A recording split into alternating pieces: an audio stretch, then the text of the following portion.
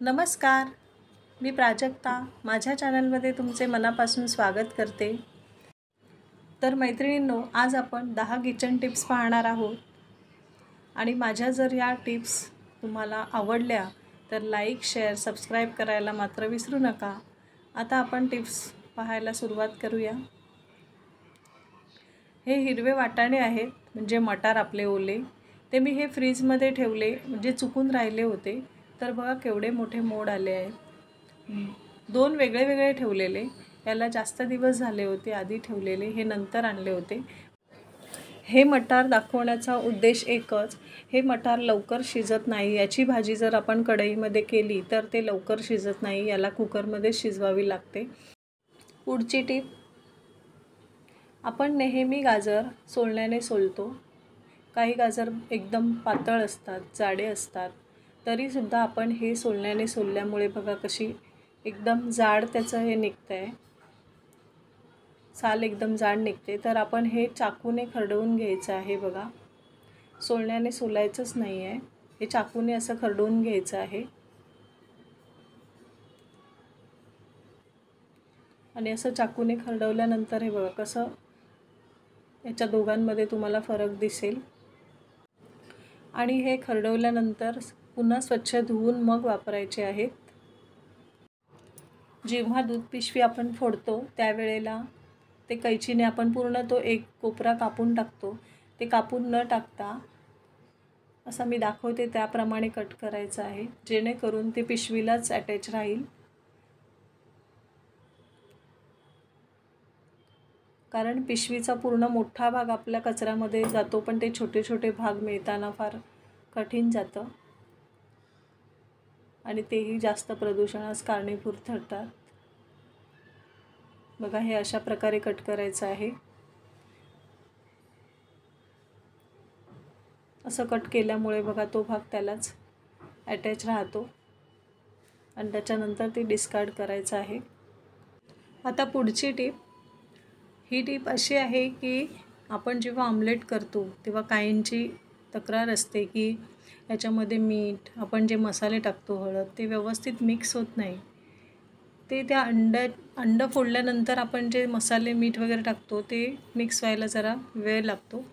तर हे अशा प्रकारे करायचं आहे. एक भांडं घ्यायचं आहे, थोडंसं पाणी ओतायचं आहे, 1 चमचा, आणि त्याच्यामध्ये आपण हे हळद, मीठ, मसाला घालायचा असेल लाल तर तो ते मिक्स करून घ्यायचं आहे.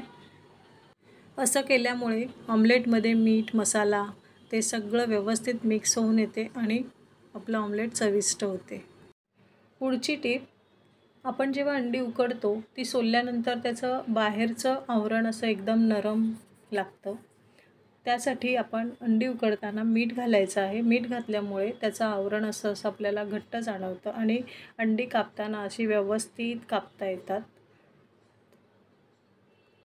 आता पुढे, आता हे पहा, आपण ओट्यावर किंवा घरामध्ये कधी असं दूध सांडतं, कधी आपली वरण सांडतं, आमटी सांडते, त्यावेळेला आपण ते जर कपड्याने पुसलं तर तो कपडा धुवायलाही लागतो. पुन्हा ह्या दुधाचा एकदम उग्र वास येतो त्या कपड्याला. अशा वेळेला काय करायचं आहे, आता हे आपलं दूध पडलं आहे, त्याच्यावर आता आपण एक न्यूजपेपरचा तुकडा टाकायचा आहे. तो टाकल्यामुळे कसं न्यूजपेपरमध्ये ते सगळं सोक होऊन येतं. आता हे बघा मी दाखवते. न्यूजपेपर टाकायचा आहे, त्याच्यामध्ये सगळं सोक होऊन येतं आणि आपण हा न्यूजपेपर एकदम पुसून फेकून देऊ शकतो.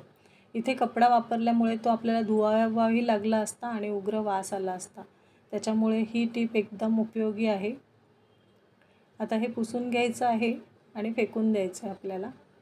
मग इथे पाणी शिंपडून आपण मग कपड्याने पुसू शकतो. मग त्या कपड्याला वासही येणार नाही. तो थोडासा धुतला की लगेच स्वच्छ होऊन जाईल आणि वास आल्यावर आपल्याला कपडा धुवायचं काम एकदम भरपूर वाढतं. त्याच्यामुळे ही टीपही एकदम उपयोगी आहे.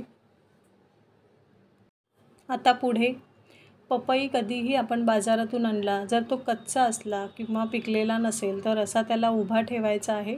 उभा ठेवल्यामुळे पपई खराबही होत नाही आणि लवकर पिकतो.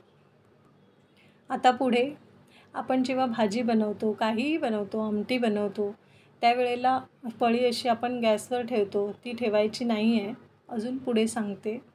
याच्यावर आपण कढईवर झाकण ठेवल्यानंतर ती पळी अशीच न ठेवता उघडी ती अशी कढईवर ठेवायची आहे आणि त्याच्यावर अशी झाकण डिश ठेवायची आहे, जेणेकरून आपल्या आजूबाजूला अशी धूळ असते ती उडते, ती या पळीवर बसणार नाही आणि आपण जेव्हा जेवू त्यावेळेला ती पळीने भाजी घेतली तर त्या भाजीमध्ये धूळ जाऊ शकते। त्यामुळे ही टीप एकदम उपयोगी आहे। पुढची टीप, आपण जेव्हा लाल मिरच्या भिजत घालतो पाण्यामध्ये, आपल्याला वाटण्यासाठी लागते, मच्छीच्या सारासाठी लागते, तर ती आपण साध्या पाण्यात भिजत घालतो आणि तिला जरा वेळ लागतो भिजण्यासाठी। तर अशा वेळेला ती मिरची आपण गरम पाण्यामध्ये भिजत घातली तर ती लवकर भिजते आणि वाटताना एकदम छान बारीक पेस्टही होते त्याची। आता पुढची टीप, जेव्हा आपण बोंबील फ्राय करतो तर काहींचं म्हणणं असं असतं की बोंबील फ्राय केल्यानंतर ते तुटतात, तर ते तुटत नाहीत, हे असे अख्खेच्या अख्खे राहतात, यासाठी टीप आहे। तर हे बोंबील आपण फ्राय करताना पॅनमध्ये तेल घालायचं आहे। तेल घातल्यानंतर ते एकदम कडकडीत गरम करून घ्यायचं आहे आणि कडकडीत गरम केल्यानंतरच त्याच्यामध्ये आपण बोंबील घालायचे आहेत। आता मी इथे एक बोंबील घातला आहे, आता दुसरा घातला आहे। असे भरपूर बोंबील आपण घालू शकतो एका वेळेला। आता बघा इथे हे मी 2च घातले, पण अजून घालायचे असतील तर हे मधले जे घातलेले असतात ते साईडला करून मग मध्ये दुसरे बोंबील ठेवायचे आहेत, कारण थोडे हे बोंबील शिजलेले असतात त्याच्यामुळे हे तुटत नाहीत आणि मधले बोंबीलही छान नंतर फ्राय होतात। तर मैत्रिणींनो, कसा वाटला माझा व्हिडिओ? माझा व्हिडिओ आवडला असेल तर लाईक, शेअर, सबस्क्राईब करायला मात्र विसरू नका। माझा पूर्ण व्हिडिओ पाहण्यासाठी धन्यवाद। पुन्हा नवीन व्हिडिओसह भेटू। बाय।